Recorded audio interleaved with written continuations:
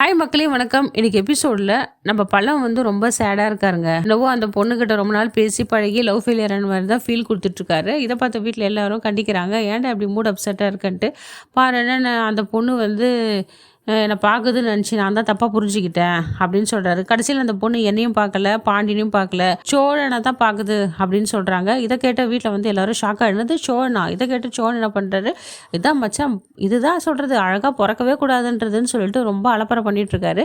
வேணு நிலாவை வந்து வெறுப்பேற்றுக்காக நம்ம புது ட்ரெஸ்லாம் போட்டு ஏழை நாளைக்கு நான் காலைல பார்க்க போகிறேன்னு சொல்லிட்டு வெறுப்பேற்றிட்டு இருக்காரு. எல்லாம் இதெல்லாம் ஓவராக இல்லைடா, ஏன்டா அப்படி பண்ணுற, உங்களை அலப்பறை தாங்க முடியலடா அப்படின்னு எல்லாம் சொல்கிறாங்க. நிலாவும் வந்து சும்மா ஒரு மாதிரியாக பொசசிவ் லைட்டாக ஆகுறாங்க. இருந்தாலும் அவங்க பிடி கொடுக்கல, கொஞ்சம் ஸ்டிப்பாக தான் இருக்காங்க. உடனே சேர என்னடா புது பழக்கம் சோழா, இதெல்லாம் தப்புடா, உனக்கு தான் நிலா உனக்கும் நிலா கல்யாணம் ஆயிடுச்சுல்ல அப்படின்னு சொல்கிறாரு. ஆமாம் நீங்களாம் தான் சொல்கிறீங்க கல்யாணம் ஆயிடுச்சு, அந்த நிலா என்ன சொல்கிறா, கல்யாணம் ஆச்சு ஆனால் கல்யாணம் ஆன மாதிரி தானே சொல்கிறா, அப்புறம் என்ன அப்படின்றாங்க. உடனே நிலம் ஆமாம் கல்யாணம் ஆச்சு, கல்யாணம் ஆன மாதிரி தான், எனக்கு என்ன நீங்கள் பேசிக்கோங்க அப்படின்றாங்க. அப்படியா இரு இதை வச்சு உன்னை வெறுப்பேற்றுற இருடின்னு சொல்லிட்டு அவர் வெறுப்பேற்றுக்காக பிளான் பண்ணிகிட்ருக்காரு.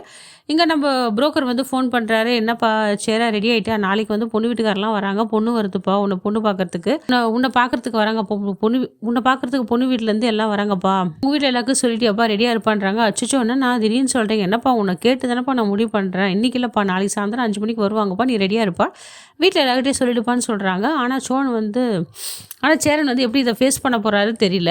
ஆனால் காலிலேருந்து அவர் ஒரு மார்க்கமாக தான் இருக்கார், யார்கிட்டையும் சரியாக பேசல, ஏதோ யோசனை பண்ணிகிட்டே இருக்கார். வீட்டில் எல்லாரும் வந்து நோட் பண்ணி அவரை கேட்குறாங்க, என்ன ஆச்சு என்ன பிரச்சனை கேட்குறாங்க. அதெல்லாம் ஒன்றும் இல்லைப்பா ஒர்க் டென்ஷன் அப்படின்னு சொல்லி மழுப்பிடுறாரு.